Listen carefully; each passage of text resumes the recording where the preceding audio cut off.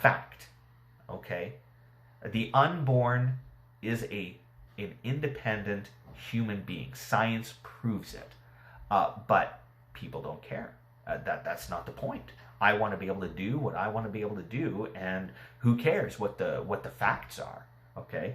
You can also see this, of course, with transgenderism, right? You're born a biological reality, male or female, and yet no, that's not the most important thing. It's what you feel or what you think in your head is more important than actual biological reality. I was shocked actually yesterday. I got a thing in the mail for the Canadian census of 2021, and one of the first questions in there was not only asking what was the sex of all of the individuals in the household at birth, but then what was their current understanding of their sexual identity. That was an actual question on a national census in Canada. Crazy. Okay. Reality doesn't matter in this situation. Biological truth doesn't matter.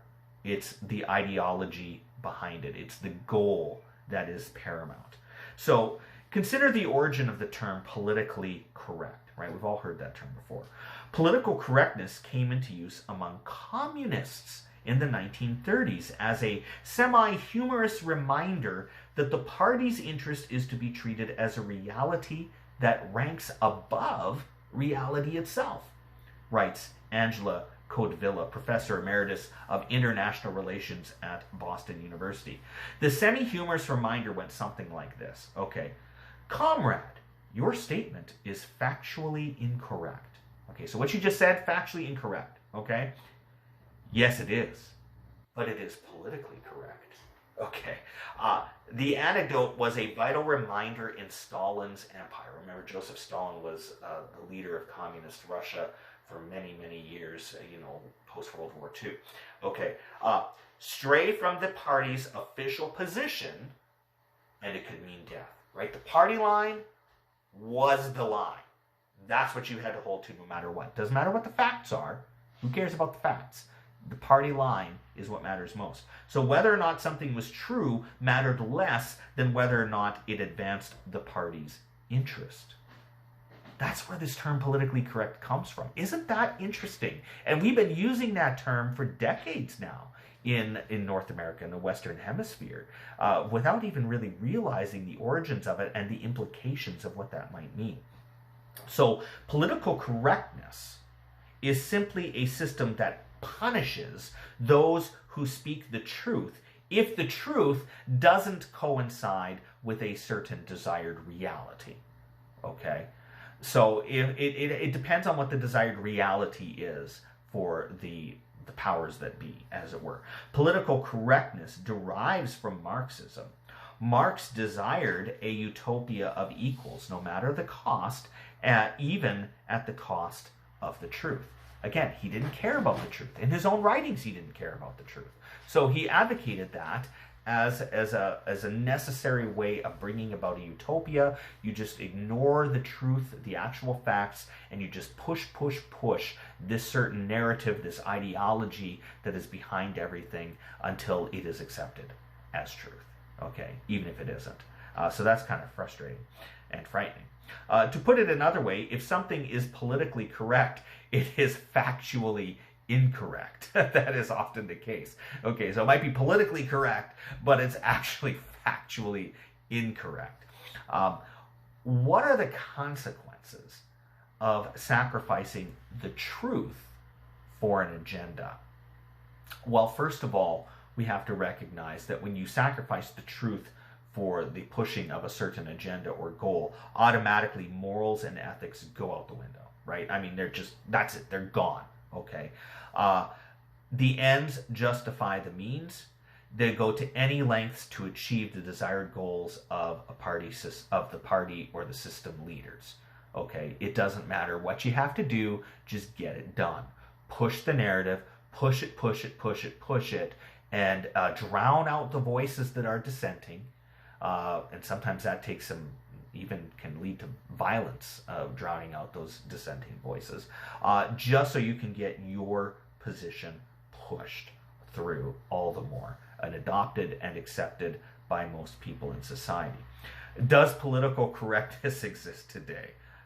Dumb question, right? Yes, of course it does, all over the place. We see it in the workplace, right? Oh, be careful what you say.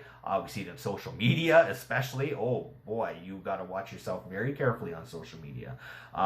You know, you can even see it in basic conversations that you might have with other people. Okay, and are people punished for speaking the truth? Of course they are. That's what cancel culture is all about, right?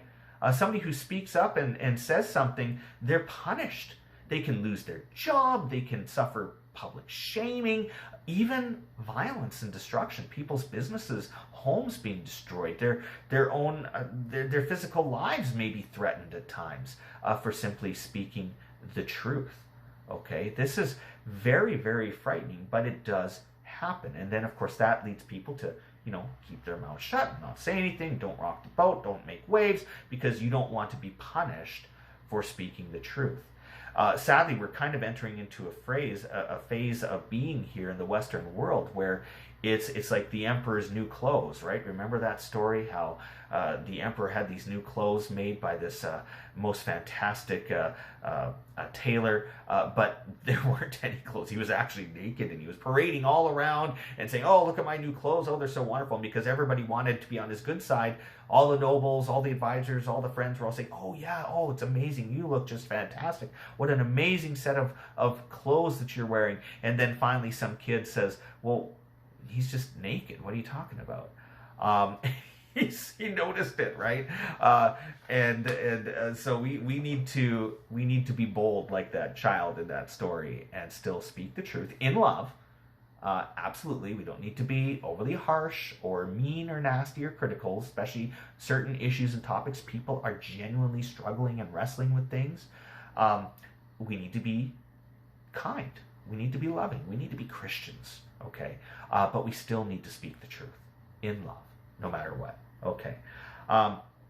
Sadly, there was an Ohio State professor who was called upon to basically repent because he actually claimed that college football could bring people together. He wrote an article, published it in, I think, the university newspaper or wherever he was working, and the backlash was so severe that he deigned to assume that, you know, football, a sport, could cross all sorts of lines and divisions between people and bring people together.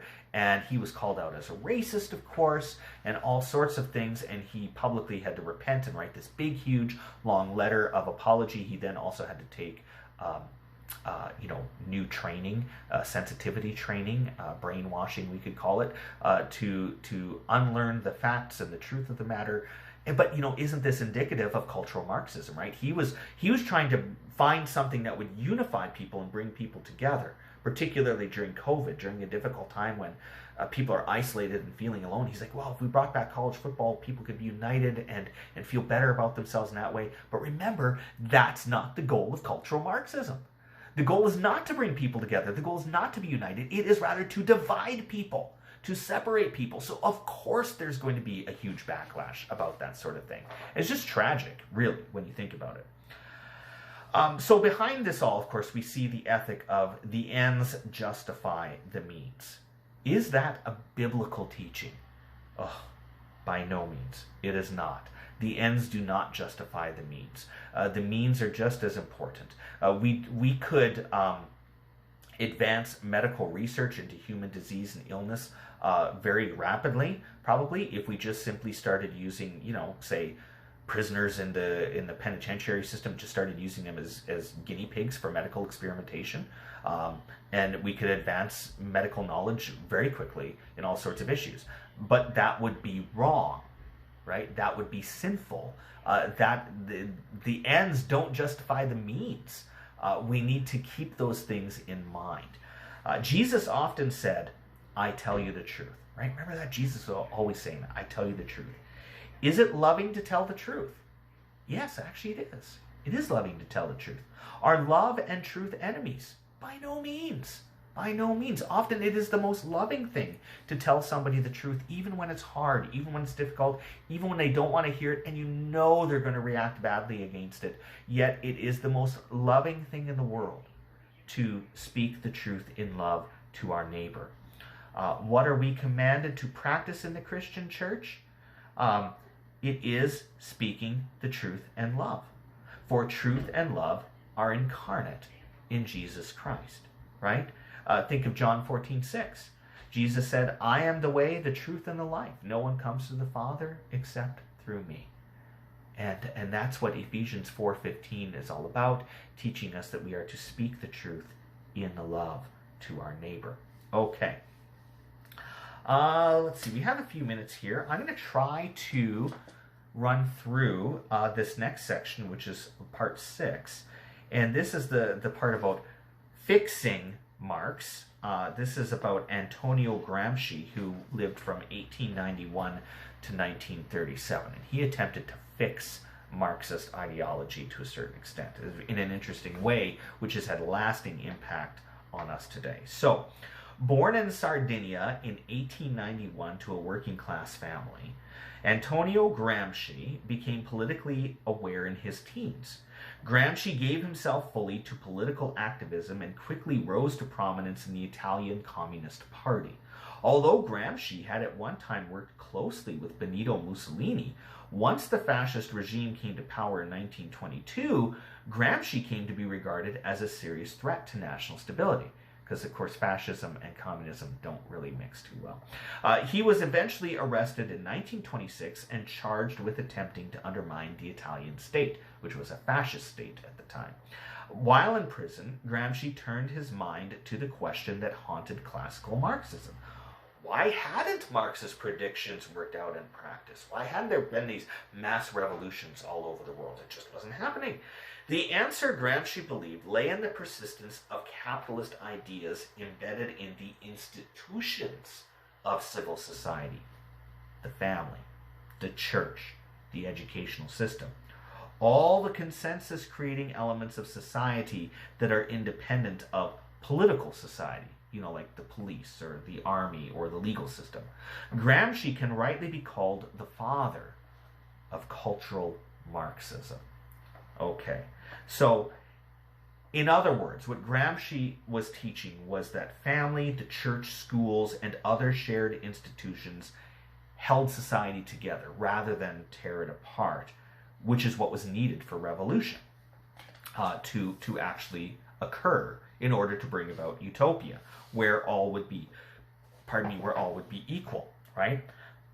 The problem then was that the culture of Western society was actually blocking the uprising that was necessary for a Marxist revolution.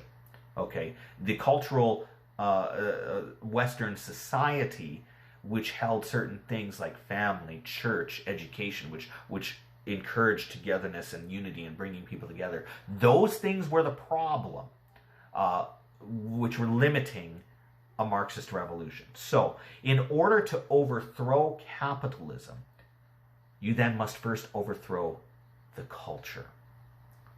And he hit on something very key there, which is sad. So, Western civilization itself must be torn down. The actual institutions within Western civilization that bind society together must first be torn down in order for a true revolution to take place. So, some of the institutions and ideals that bind our society, we're going to go through one by one here. We're going to think about them and about how much criticism they have faced in recent times by the media, by academia, by popular culture. So, the first one we need to look at as an institution and ideal that binds society together is the family. Okay, the nuclear family, mother, father, children, living together in the same household, raising their children in common with one another. This is no good. Okay, we've seen the great criticism that this has received in our day and age. You have same-sex couples adopting or just creating children in some way through various donor activities, single parents by choice, right? any of these situations tend to rob children of at least one biological parent. And this is actually, by the way, the destruction of the nuclear family, the traditional nuclear family, is actually a stated goal of Black Lives Matter Incorporated. If you go to the Black Lives Matter website, official website, Black Lives Matter, that's their goal. They don't want actual structured families, which is rather ironic, since one of the biggest problems among the Black people in North America today tends to be a lack of family structures, particularly strong fathers, and that leads to all sorts of problems. We can even see that reflected in certain First Nations communities across North America and in other communities as well. Wherever there's a huge breakdown in the family unit, all sorts of bad things start to happen. Okay, and this is a tragic thing, and that's exactly what is trying to be torn down by cultural Marxism. Okay, the family, bad. Traditional family, bad. Okay, we don't want that. Christianity, of course, particularly the church, right? How is Christianity viewed today? Well, hateful, bigoted, unless it gives in to the culture's demands. Then it's great. Then it's wonderful. Those are the types of Christians that are lauded and praised in society, in the media, and on social media, right? I think of the ELCA Church, the Evangelical Lutheran Church of America, or the Evangelical Lutheran Church in Canada, where they have, adopted things like, yeah, abortion is great, abortion is wonderful, homosexuality is great and wonderful, transgenderism, all these kinds of things are adopted and promoted from within the church. So those kinds of Christians are good.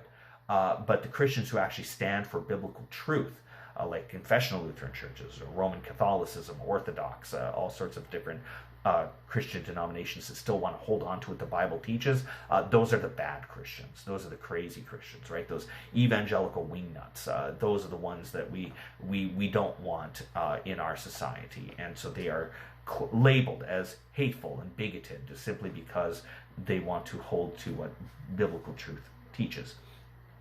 What about acceptance of authority, of any kind of authority? No way, right? I mean, this has got to be torn down. Authority itself is bad. We've seen this last year in particular, right? Riots, revolution, violence versus police officers, simply because they're police officers, not because they've done anything wrong or bad, but they're police officers. They're a symbol of authority. We need to tear that down. Burning criminal justice courthouses, things like that, tearing down statues of people who are in authority figures or things like that. Those things all need to be brought down and in revolution. What about the role of men and women? Okay, blurred, right? This has really become blurred in recent years, undermined. Transgenderism erases this distinction between men and women, and particularly evokes the feeling that husbands and fathers are completely unnecessary. We even see this played out in the military, where women are placed into active combat situations at times, which can be very, very dangerous, of course.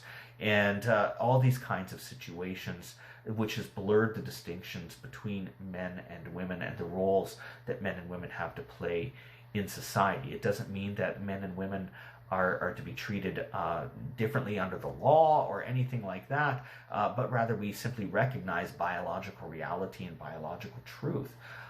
And this is problematic when we want to just ignore that and turn away from it. Look at the sporting industry, right? I mean, with the new measures of transgenderism, true female athletes are being drummed out of their own sports because they simply cannot compete physically in many sports with biological males. I mean, that's just a reality. And to ignore that reality is actually hurting women, right? This is a problem, and it's devastating to see that happen. Rule of law. Or no, pardon me, I want to get to a personal responsibility first of all. Personal responsibility. It's not my fault. right? I'm a victim. I'm a victim because of my group or because of my past or whatever it is that I'm a part of.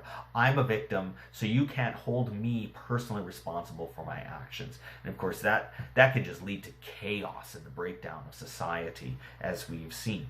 The rule of law tied to this, right?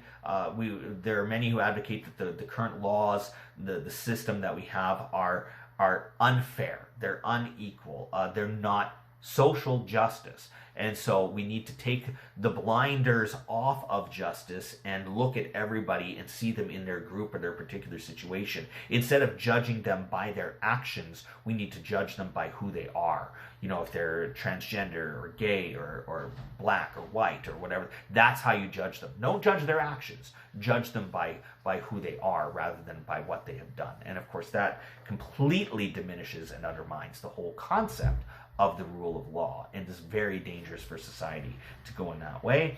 Sexual morals, well, I don't really need to say too much on that, do I? Sexual morals have completely gone out the window ever since the sexual revolution of the 1960s. It's just become more and more and more. One of the few things that we still have as a sexual moral in our country today is that against child pornography, but even that is being pushed against. There is great advocacy going on to lower and lower and lower the age of consent, if you will, for sexual activity and sexual proclivity, and that is a very dangerous thing for children. Okay, this is what's going on, though, completely being undermined all over the place, right? Patriotism and national unity. This was once a hallmark of Western civilization, still is in many countries, but in North America in particular, patriotism and national unity is frowned upon. That's evil. That's wicked. We got to tear down our nation. Our nation's the problem, right? It's systemically racist or whatever the case may be. We can't have this. We need to get away with everything and start over because it's so bad. Of course, you might be asking yourself the same question I tend to ask myself when I see these things happen, is I tend to ask myself, why is it then that everybody from other countries in the world want to come live here? If it's so bad, if it's so horrible, why is everybody trying to move here? I mean, you don't see too many people trying to immigrate from, the United States or Canada to Uzbekistan. That just doesn't tend to happen. Why is that? Or trying to go to China, for example. No, it doesn't really work that way, does it? Or going to North Korea. Don't see too many people jumping on that boat. So there's a reason why. Okay, people want to come here because has been a land of freedom and opportunity for people. It's not a handout. You got to work, but there's an opportunity to be had in our land because of our laws, because of the way that we have built this society, which is important. Common language is another thing that is often seen now as not really needed. Who needs to communicate with words, right? My goodness gracious. It's just unbelievably silly to think that way. A common language does provide a real sense of unity to people. And interestingly enough, there are many countries in Western Europe which understand this wholeheartedly. And to become a citizen of those countries, whether it's Sweden or Finland or France, you have to take a language test in their national language and pass it before you can even be considered for citizenship in those countries, which is really interesting. Because they recognize that language binds people together, that it's a good thing. Okay, and that's not to say you shouldn't learn other languages. I think learning other languages is great. I'm trying to learn Spanish myself right now, just something to do, something interesting. But to have a common language that holds a country together is incredibly important. Without that, divisions are very easy to create. But of course, the goal of cultural Marxism is to have divisions. So of course, you don't want a common language then, right? Much easier to divide people that way. Finally, shared tradition. should there be shared traditions that are a hallmark of a country or a society? Of course, cultural Marxism says no. We can't have that. You can't impose your culture on another. That's horrible. Regardless if people are willingly coming here, you can't say you have to adapt to our culture. We need to adapt to their culture. But of course, that doesn't really work out very well in practice, right? Because there are many cultural practices that would go directly against the rule of law that we even have in our country at times, right? You think of Sharia law in Islam, for example, would directly be contradictory to many of the laws that we have regarding women, sexuality, all sorts of things that would be completely done away with according to Sharia law. So that is problematic. And then you can also see the other side of it too, where people could say you need to be careful about cultural appropriation, right? Oh, you're not this tradition, this background, so you can't do this or you can't wear that. You can kind of see it to a certain extent. People are doing it to mock other people. I mean, that's never a good thing. But to embrace a certain culture is a wonderful thing, right? And there should be nothing wrong with that in exploring and learning more about different cultures. But of course, shared tradition is not wanted by cultural Marxism because we don't want anything to unify us. We only want to be torn apart. So that's the problem. Okay. I think that's where I'm going to leave it for today. We went through 3 parts today. Good for us. Hooray. That was wonderful. So we're going to pick it up next week with some new sections that we'll be examining. But let's close with the Lord's Prayer today. Our Father, who art in heaven, hallowed be thy name. Thy kingdom come, thy will be done, on earth as it is in heaven. Give us this day our daily bread, and forgive us our trespasses, as we forgive those who trespass against us. And lead us not into temptation, but deliver us from evil. For thine is the kingdom, and the power, and the glory, forever and ever. Amen. Once again, thank you for joining me for a Bible study this morning. I pray God's blessings upon you. If you have any questions, you can leave them in the comments below or private message me, whatever the case may be, and I'll try to do my best to answer them. Until we meet again, go in God's peace. You are his children. Thanks be to God. Amen.